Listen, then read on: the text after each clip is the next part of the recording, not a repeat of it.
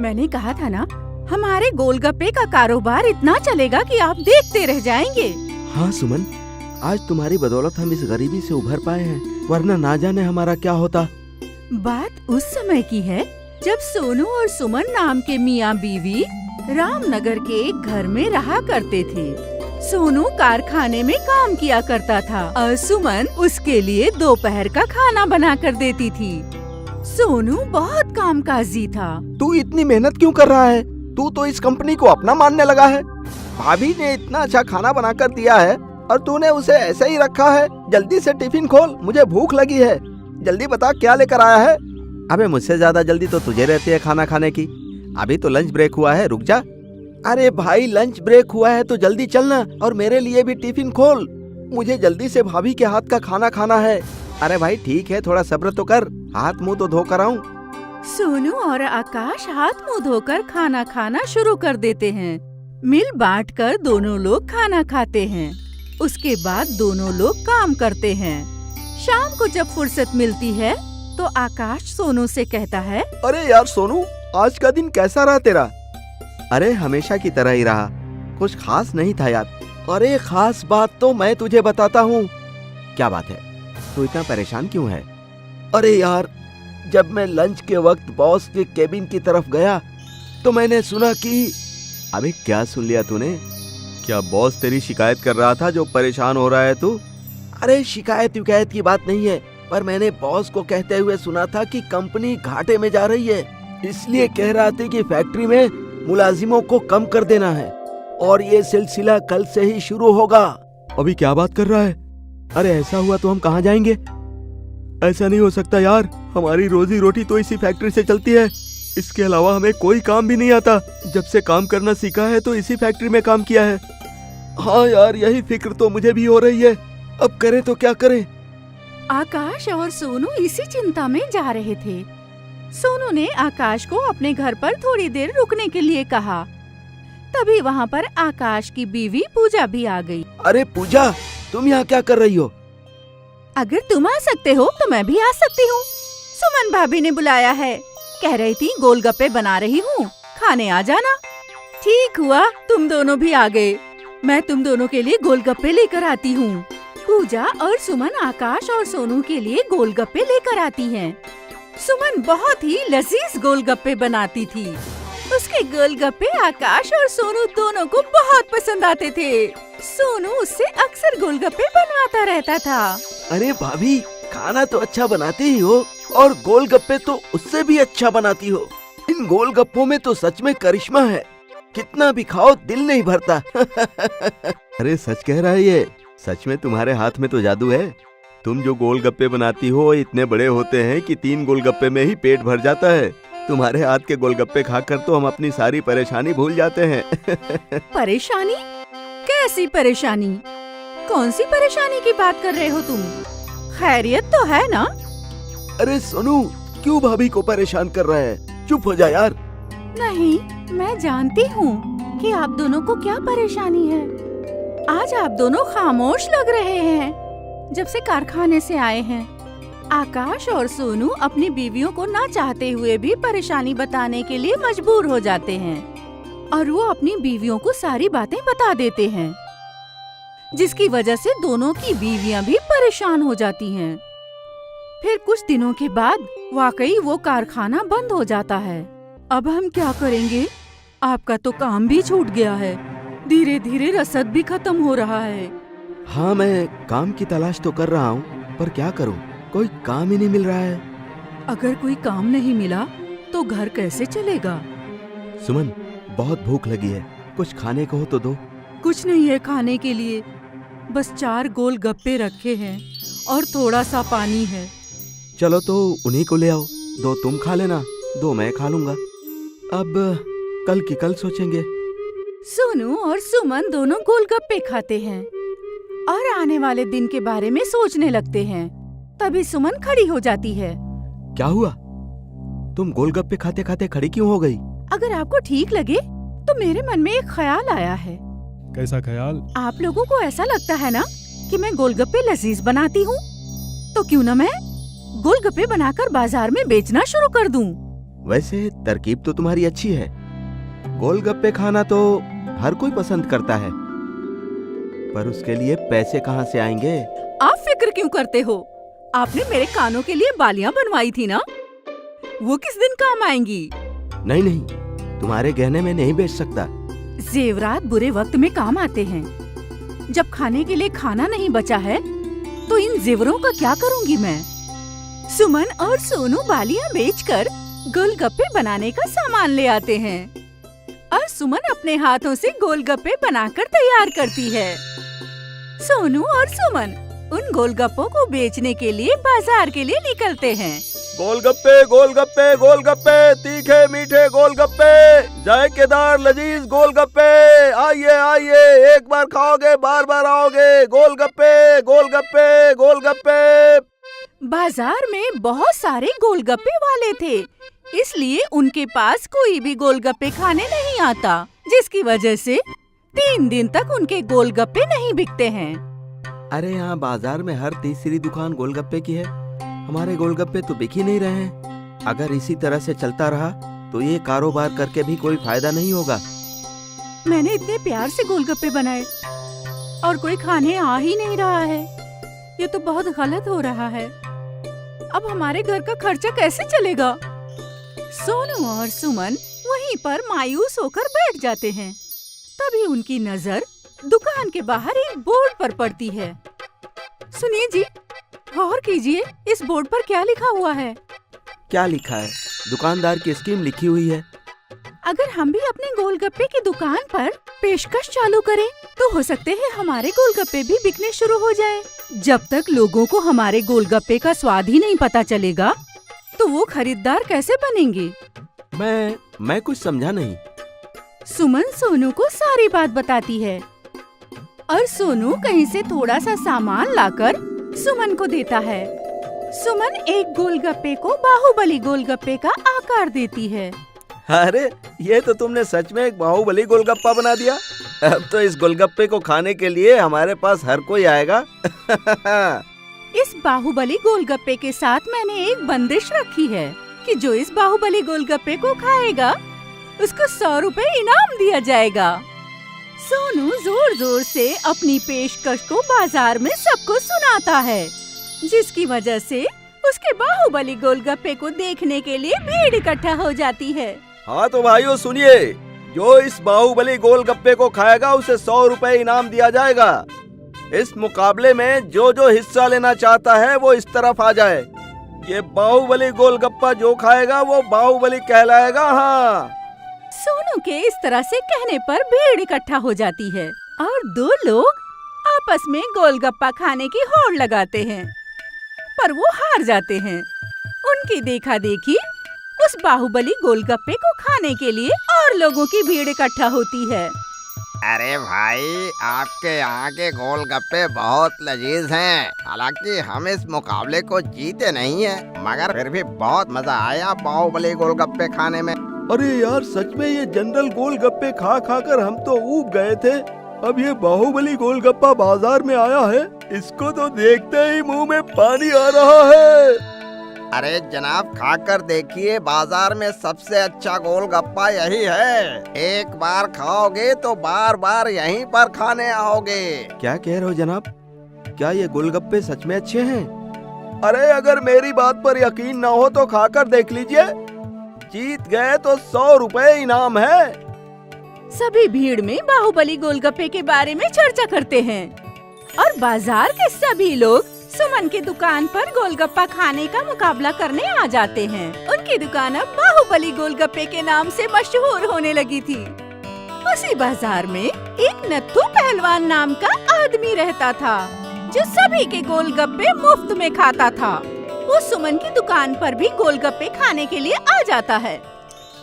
अरे ओ, नई नई दुकान खुली है, चल जल्दी से 5 प्लेट गोलगप्पे बना दे। जनाब गोलगप्पे तो मैं बना दूंगा, मगर हमारे यहाँ का बाहुबली गोलगप्पा खाकर बताइए। अगर आप ये गोलगप्पा खा लिए तो हम आपको साल भर फ्री गोलगप्पे खिलाएंगे। अरे बस इतनी सी बात है तो चल एक काम कर, इस शर्त में एक चीज और जोड़ ले। एक नहीं, मैं 5 बाहुबली गोलगप्पे खाकर दिखाऊंगा, समझ गया? अगर आप ये गोलगप्पा नहीं खा पाए तो आपको मुफ्त में खाने की आदत को छोड़नी पड़ेगी। ठीक है, हमें मंजूर है। नत्थू पहलवान के सामने 5 बाहुबली गोलगप्पे रख दिए जाते हैं और नत्थू पहलवान बाहुबली गोलगप्पे खाने की जद्दोजहद करता है, लेकिन वो उसमें हार जाता है और वो अपनी शर्त के अनुसार मुफ्त में गोलगप्पे खाना छोड़ देता है। सभी सोनू को शुक्रिया कहते हैं और उसकी बहुत तारीफ करते हैं। गांव के बाजार में सुधांशु के पकौड़े का ठेला था। जैसे ही वो अपना ठेला खोलता, खरीदार आ जाया करते थे। मुझे 1 प्लेट प्याज के पकौड़े। मुझे आलू के पकोड़े।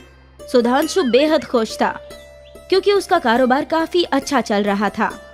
सुबह से शाम तक उसके ठेले पे मुसलसल खरीदारों का मजमा लगा रहता था। भाईजान, 2 प्लेट प्याज के पकोड़े और 1 प्लेट आलू के पकोड़े दे दो। ये लो भाईजान।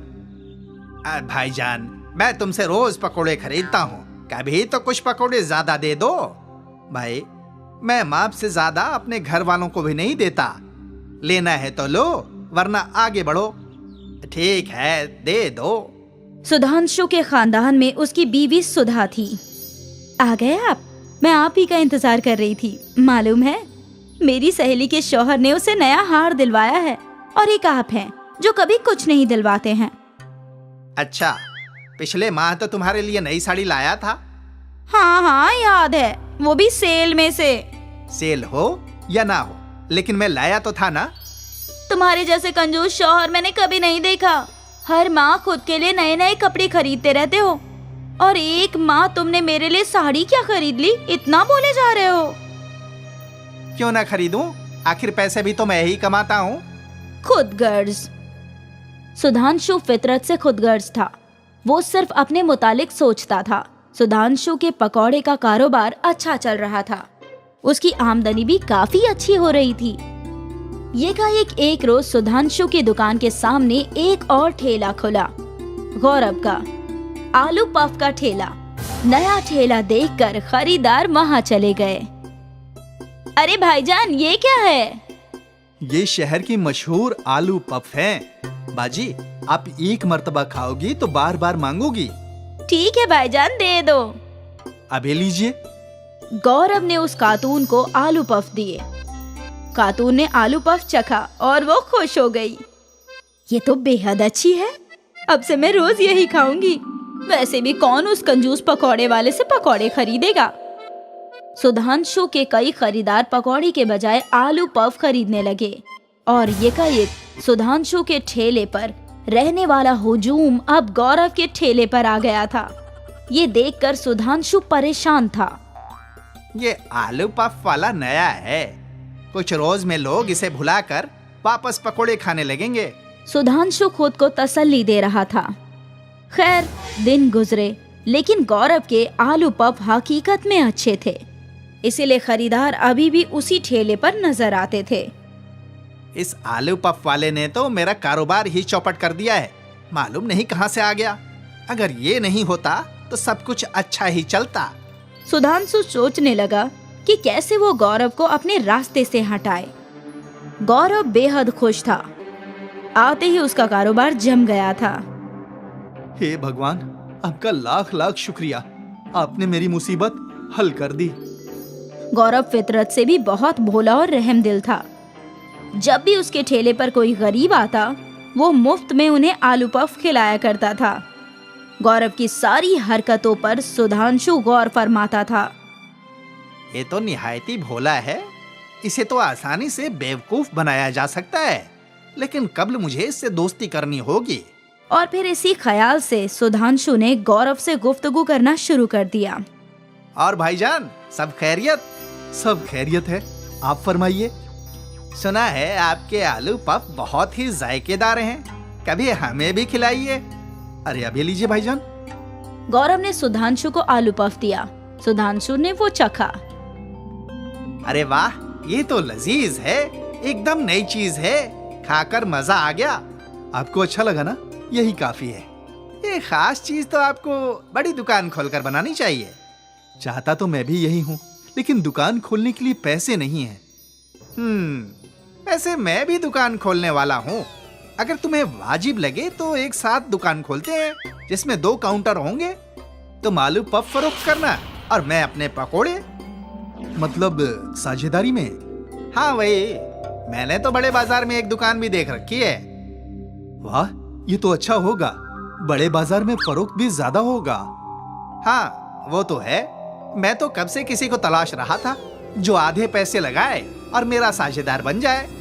बड़े बाजार में दुकान का खर्च कितना है? यही कोई 6 लाख। मेरे पास 3 है और 3 की जरूरत है। ठीक है, मैं दे दूंगा। आपको कल बताता हूँ। ठीक है भाईजान। सुधांशु गौरव को अपने जाल में फंसा रहा था। गौरव घर गया और वहाँ इसके मुतालिक उसने अपनी बीवी लता से जिक्र किया। ये तो बहुत बढ़िया है। मेरे पास 1.5 लाख तो हैं, लेकिन बाकी के 1.5 लाख कहाँ से लाऊं? आप उसकी फिक्र ना कीजिए। मेरे ये जेवर कब काम आएंगे, आप उन्हें गिरवी रख दीजिए और फिर जब आपके पास पैसे आए तो छुड़वा लेना। ठीक है, यही वाजिब रहेगा। गौरव ने लता के सारे जेवर गिरवी रख दिए और बैंक से अपने बचत किए हुए पैसे भी निकाल लिए। भाईजान, पैसों का इंतजाम हो गया है। अरे वाह, तो फिर चलो कल ही हम दोनों मिलकर वो दुकान खरीदते हैं। ठीक है भाईजान। गौरव और सुधांशु ने मिलकर मालिक को पैसे दिए और फिर मालिक ने सुधांशु को दुकान की चाबी सुपुर्द की। आखिर हमारा ख्वाब मुकम्मल हो गया। हाँ, अब एक काम करो, तुम अपने ठेले पे जाओ, मैं यहाँ मरम्मत और 2 काउंटर लगवाने का काम संभालता हूँ। कम से कम उसी बीच तुम कुछ और कमा लोगे। ठीक है भाईजान। गौरव अपने ठेले पर पहुंचा और आलू पफ फरोख्त करने लगा। कुछ रोज गुजर गए। सुधांशु का पकौड़े का ठेला बंद ही था। 1 हफ्ते बाद जब गौरव दुकान देखने गया तो उसने देखा कि सुधांशु कब्ल से ही वहाँ पकौड़े फरोख्त कर रहा है और दुकान में बस एक ही काउंटर है। अरे भाईजान, काउंटर तो मस्त है, लेकिन मेरा काउंटर कहाँ है? कैसा काउंटर? कौन सा काउंटर? ये दुकान मेरी है, यहाँ बस एक ही काउंटर रहेगा। ये तो सरासर धोखेबाजी है। इस दुकान के आधे पैसे मैंने दिए हैं। अच्छा, तुम्हारे पास कोई सबूत है? और अगर है तो जाकर मेरे खिलाफ मामला दर्ज कराओ। गौरव को समझ में नहीं आ रहा था कि वो क्या करे। उसके तमाम बचत के पैसे जाया हो गए थे। गौरव रोते हुए जंगल की जानिब चल पड़ा। हे भगवान, ये क्या कर दिया? मैंने क्या सोचा था और ये क्या हो गया? इससे बेहतर होता कि मुझे मार ही देते। गौरव का रोना सुनकर दरखस की देवी उनके रूबरू हाजिर हुई। गौरव, तुम्हें परेशान होने की जरूरत नहीं। तुम तो एक नेक दिल इंसान हो। तुमने कई लोगों की मदद की है और वही नेकी आज तुम्हारे काम आएगी। वो कैसे? इस दरख्त की शाख में हाथ डालो। जो भी तुम्हें हासिल होगा वो तुम्हारा होगा। ठीक है। गौरव ने दरख्त की शाख में हाथ डाला तो उसके हाथ में सोने के सिक्के आए। गौरव ने मुट्ठी भर के सिक्के बाहर निकाल लिए। आपका शुक्रिया, बहुत बहुत शुक्रिया। इस सोने से मेरी जिंदगी बदल जाएगी। ख्याल रहे, नेक काम करना मत भूलना। मैं हमेशा लोगों की मदद करता रहूंगा। गौरव ने लता के जेवर छुड़वा लिए, नया घर ले लिया और एक दुकान भी खरीद ली। आखिर उसे जो भी चाहिए था वो सब हासिल हो गया। वहाँ दूसरी जानिब सुधांशु की बेईमानी की वजह से उसका कारोबार डूब गया। उसे दुकान फरोख्त करनी पड़ी और वो वापस सड़क पर आ गया। इसीलिए कहते हैं, नेकी करके खुदा से पाओ और बुरे काम का बुरा नतीजा। अय्यापुर गांव में शिवा पानीपुरी वाले का एक ठेला था। शिवा की पानीपुरी बेहद मजेदार थी और दाम भी बहुत वाजिब था, बस 10 रुपए। इसलिए शिवा की पानीपुरी खूब फरोख्त हुआ करती थी। भाई, मेरे लिए तीखी पानीपुरी बनाइए और मेरे लिए मीडियम। जी बाजी, बनाता हूँ। शिवा रोज शाम 5 बजे पानी पूरी का ठेला लगाता था और रात के 9 बजे तक उसके पास ग्राहकों की भीड़ लगी रहती थी। वो खुश था। पानी पूरी से होने वाली आमदनी से उसका घर अच्छे से चल रहा था। ये लो बेगम, तुमने मुन्ना के लिए नए कपड़े मंगवाए थे ना? अरे वाह, बहुत खूब। और ये लो तुम्हारे लिए नई साड़ी। अब इसकी क्या जरूरत थी? जरूरत कैसे नहीं थी?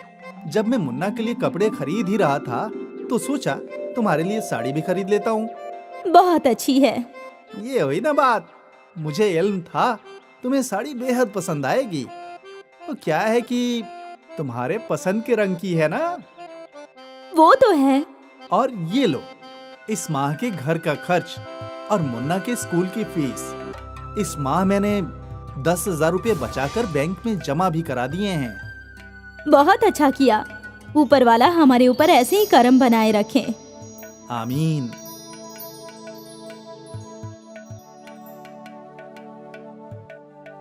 अब्बा अब्बा, क्या आप मेरे कपड़े लाए? हाँ मुन्ना, ये देखो। थैंक यू अब्बा। वाह, तुम तो बहुत अच्छी अंग्रेजी बोल लेते हो। ये मुझे मेरी नई दोस्त ने सिखाई है। अच्छा, नई दोस्त?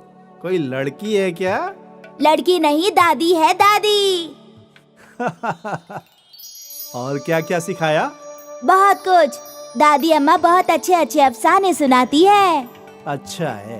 कभी कभी अपनी दादी अम्मा को घर भी बुला लिया करो। अगली बार मैं जरूर बुलाऊंगा। ठीक है मुन्ना। अगले कई माह तक शिवा का पानी पूरी का ठेला काफी अच्छे से चल रहा था। उसकी आमदनी भी अच्छी हो रही थी। फिर एकाएक महंगाई बढ़ गई। अब जब शिवा सामान खरीदने दुकान पर पहुंचा। भाई 5 किलो सफेद वाले मटर दे दो। जी शिवा भाईजान, वैसे मैं आपको बता देता हूँ, सफेद वाले मटर के दाम में इजाफा हो गया है। पहले 100 रुपये किलो था, अब 150 रुपये किलो हो गया है। अरे बाप रे, इतना?